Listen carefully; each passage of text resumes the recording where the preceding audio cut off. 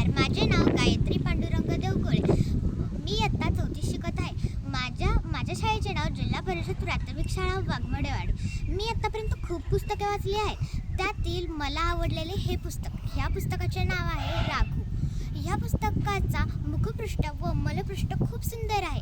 या पुस्तकाच्या मुखपृष्ठावरती एक मुलगा आणि एक मुलगी आणि एक पोपट दाखवलेला आहे व मलपृष्ठावरती एक पोपट आंबा खाताना दाखवलेला आहे.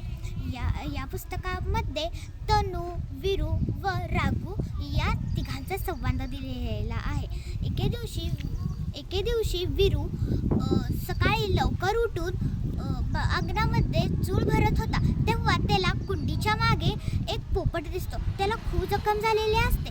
तो लगेच तनूला हाक मारतो. तनू धावतच येते आणि नंतर तो तनूला तो पोपट दाखवतो. तेव्हा तनू व वीरू त्या पोपटाला घेऊन त्याच्या जखमेवरती मलम लावतात व त्याला पट्टी बांधतात. थोड्या दिवसांनंतर पोपट उडू लागतो व तनूला व वीरूला खूप आनंद होतो. धन्यवाद. या पुस्तकामधून या गोष्टीमधून आपल्याला काय मिळते? जर एखाद्या प्राण्याला जर इजा झाली असेल तर मोठ्या माणसांकडून आपण त्यांची मदत घेऊ